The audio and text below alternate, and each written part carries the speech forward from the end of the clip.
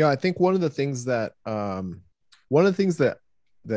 athletes or very sort of like, I don't want to say type A because that's such like a cliche way of referring to like certain sets of behavior, but almost like when you are when you base your world and your schedule and your decision making around accomplishing a thing, right?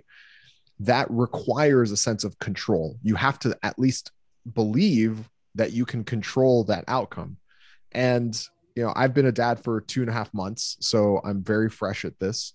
But there is little to no control about about outcomes with my son. I mean, like I'm learning very much that like he is as his own human being. I get to I'm lucky enough to interact with him and play with him, and he's starting to like sort of smile and laugh and recognize me, and he likes spending time with me. At least that's what it seems like. I change his diaper, I hand him off to his mom for feeding and stuff. Like I'm a big part of that part of his existence, but I don't have control over his existence. And part of that idea of, if you aim for accomplishments, you have a sense of the success comes from exercising that control and achieving that end goal.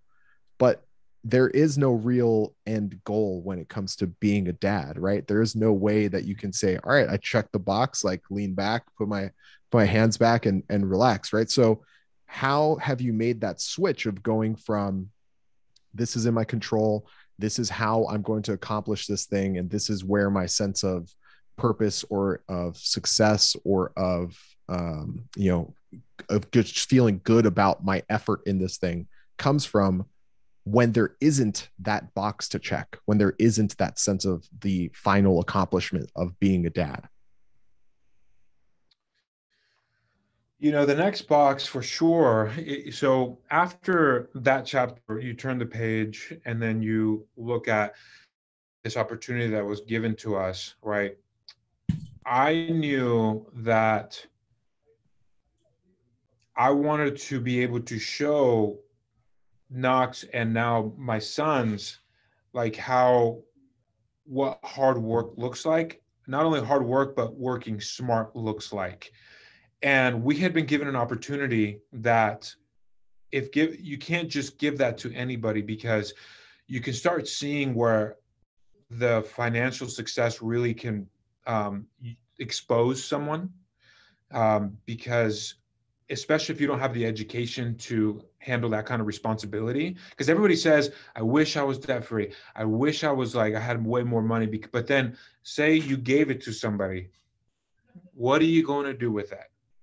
Because money is a very, very powerful thing, right? And if not treated with respect, and and you use it to your best ability, then you just and put yourself in more problems. And then that could lead to a disaster in your family, in your relationship, because then there's financial stresses.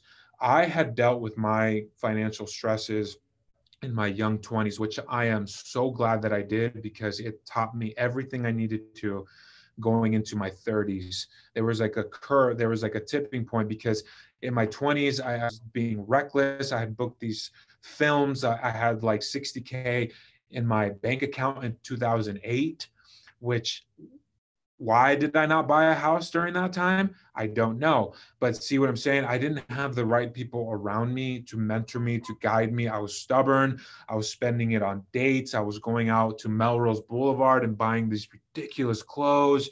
I don't know what I was doing. I had two sports cars at 21. Why did I do that? And I got one of them repoed and I didn't even care. Like, I ruined my credit. I was just being so stubborn. And then I ended up spending from 23 till 26, all my time getting myself out of debt. And then I remember only having like 20K in my bank account, and I was so scared to touch it. And thank goodness for residuals, because I had no plan. I would literally go out and pay off these debts that I had taken out, these loans that were just wrecking me, by going out and selling these cupcakes at these hair salons, or selling salsas at barbershops. But to think that, as funny as that story may be, I was making like an extra $1,000 of cash on top of coaching, on top of training.